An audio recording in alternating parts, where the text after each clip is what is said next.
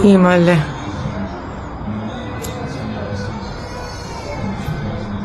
Welcome to Israeli morning. Look, you see it in live. You have to understand. Kids, women, people, civilian dying over here every day. Every day. This is live images. And I don't care if I'll die over here, but you need to understand what we're going through over here. This is on top of our heads every day. Middle east एक बार फिर आग में है। Israel ने Iran पर bed air strikes किए हैं और ईरान ने भी पर्जर जवाब दिया है। अब सवाल ये है, क्या ये एक और वर्ल्ड वॉर की शुरुआत हो सकती है? आइए समझते हैं इस मिनी पॉडकास्ट सीरीज के पहले एपिसोड में। हमने सिर्फ हेडलाइंस नहीं बल्कि डीप रिसर्च और वेरीफाइड फैक्ट्स के बेस पर बात की है ताकि आपको मिल सके एक क्लियर रियल पिक्चर। अगर ये कंटेंट आपको वैल्यूएबल लगे तो जरूर सपोर्ट दिखाइए, लाइक करिए, शेयर करिए और अपनों तक सही खबर पहुंचिए। शायद इस छोटी सी एफर्ट से हम थोड़ी शांति और समझदारी फैला सके। नमस्कार। आज हम एक बहुत ही गंभीर और विस्फोटक स्थिति पर बात कर रहे हैं जी। ईरान और इजराइल के बीच जो सीधा टकराव चल रहा है वो 20 जून 2025 तक मतलब अभूतपूर्व रूप से तेज हो गया है। हाँ, हालात बहुत तेजी से बदले हैं। हमारे पास जो विश्लेषण है वो साफ बताते हैं कि ये सिर्फ एक और मिडिल ईस्ट का झगड़ा नहीं है। नहीं, यहाँ तो मतलब न्यूक्लियर टेंशन का सीधा खेल चल रहा है। बिल्कुल। और दुनिया बड़ी मुश्किल से आप कह सकती हैं एक बैलेंस बनाने की कोशिश कर रही है। हाँ, तो चलिए समझते हैं कि क्या हो रहा है असल में और आगे क्या हो सकता है। जरूर। देखिए, स्थिति अब वो नहीं रही जो पहले थी।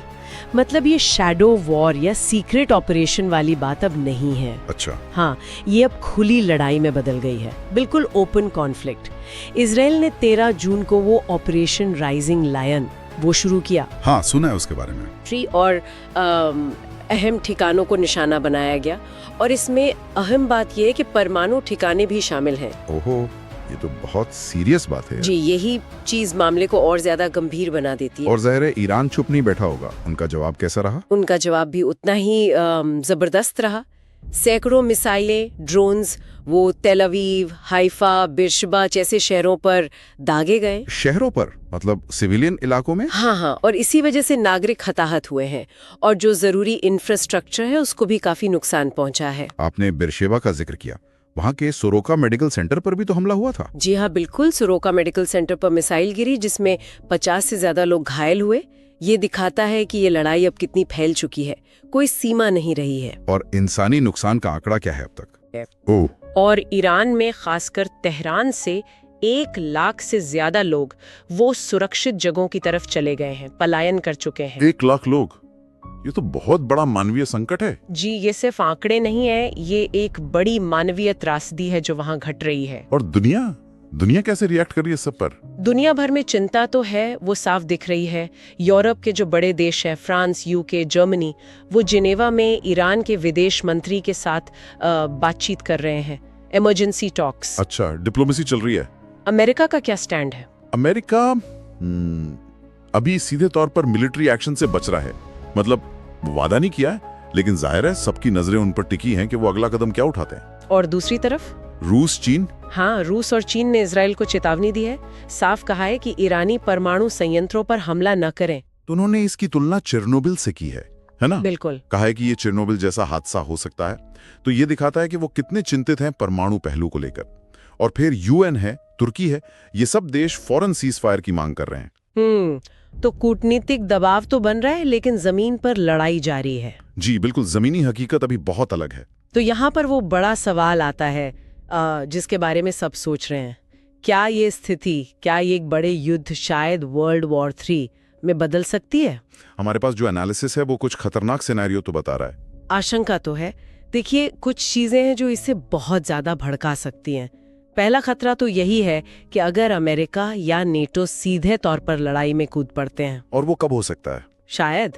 शायद अगर ईरान कोई बहुत बड़ा हमला कर दे जिसमें बड़े पैमाने पर कैजुअलिटीज हो, या फिर अगर इजराइल दोबारा परमाणु साइट्स पर हमला करे, तब शायद अमेरिका या नेटो को सीधे आना पड़े। और दूसरा खतरा? दूसरा, जैसा कि रूस और चीन इशारा कर रहे हैं, अगर इराक या नतान्स जैसी परमाणु साइट्स पर कोई बड़ा हादसा हो जाता है, मतलब कोई लीक या धमाका, तो वो एक ग्लोबल इमरजेंसी बन जाएगी। ठीक है, तो अमेरिका नेटो का सीधा आना और परमाणु हादसा, कोई और तरीका है जिससे ये फैल सकता है? हाँ बिल्कुल।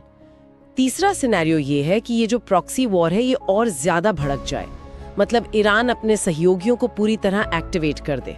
जैसे कि हिजबुल्ला।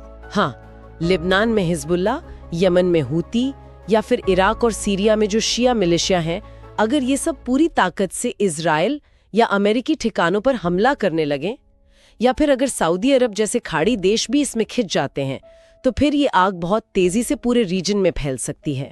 और एक और पॉसिबिलिटी है शायद, वो हॉर्मुज स्ट्रेट वाली। बिल्कुल, चौथा बड़ा खतरा, अगर ईरान हॉर्मुज जल डमरू मध्य को ब्लॉक कर देता है, दुनिया का कितना तेल वहां से गुजरता है, इससे एक भयानक ग्लोबल एनर्जी क्राइसिस पैदा हो सकता है। और आर्थिक संकट जब आता है तो वो अक्सर लड़ाइयों को और हवा देता है। ये सारी संभावनाएं तो वाकई डराने वाली हैं, लेकिन एक सवाल ये भी है कि अभी तक ऐसा हुआ क्यों नहीं? मतलब इतनी टेंशन के बावजूद ये एक फुल स्केल रीजनल या ग्लोबल वॉर क्यों नहीं बनी अब तक?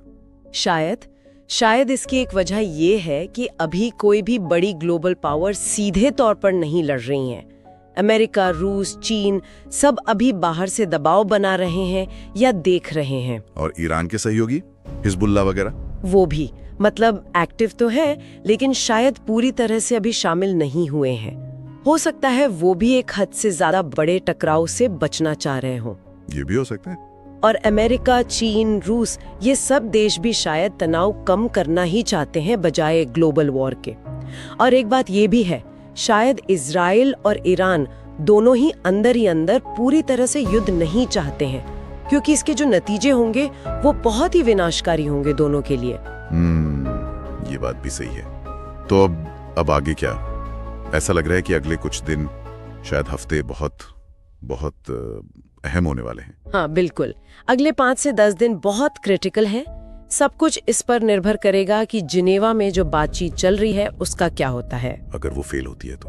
अगर वो नाकाम होती है और मान लीजिए अमेरिका थोड़ा और मिलिट्री तरीके से इन्वॉल्व होता है, तो स्थिति बहुत तेजी से बिगड़ सकती है। और अगर परमाणु ठिकानों पर फिर हमला हुआ, तब तो वो एक ग्लोबल सिक्योरिटी इमरजेंसी बन जाएगी, इसमें कोई शक नहीं। लेकिन उम्मीद भी है, मतलब क्या कोई रास्ता है तनाव कम होने का? उम्मीद तो रखनी होगी। अगर यूएन या खाड़ी देश या बाकी दुनिया का दबाव काम करता है, अगर डिप्लोमेसी कामयाब होती है, तो शायद एक सीज फायर की तरफ बढ़ा जा सकता है, लेकिन अभी कहना मुश्किल है। तो अगर हम संक्षेप में कहें तो ये जो टकराव है, ये 1979 की ईरानी क्रांति के बाद से मिडिल ईस्ट का शायद सबसे खतरनाक मोड़ है। बिल्कुल, सीधे हमले हो रहे हैं, जाने जा रही हैं, और वो जो परमाणु तनाव है वो बिल्कुल चरम पर है। बिल्कुल। और हमारे श्रोताओं के लिए एक सोचने वाली बात छोड़ जाते हैं। जैसा हमने सुना, अगले कुछ दिन बहुत अहम है। बहुत कुछ जिनेवा की बातचीत और जमीन पर हो रही मिलिट्री कार्रवाइयों पर टिका है। तो सोचिएगा कि वो कौन सी एक घटना या कौन सा एक फैसला हो सकता है जो इस नाजुक बैलेंस को या तो एक बड़े युद्ध की तरफ धकेल दे या फिर तनाव कम करने की दिशा में मोड़ दे। इस पर जरूर विचार कीजिएगा।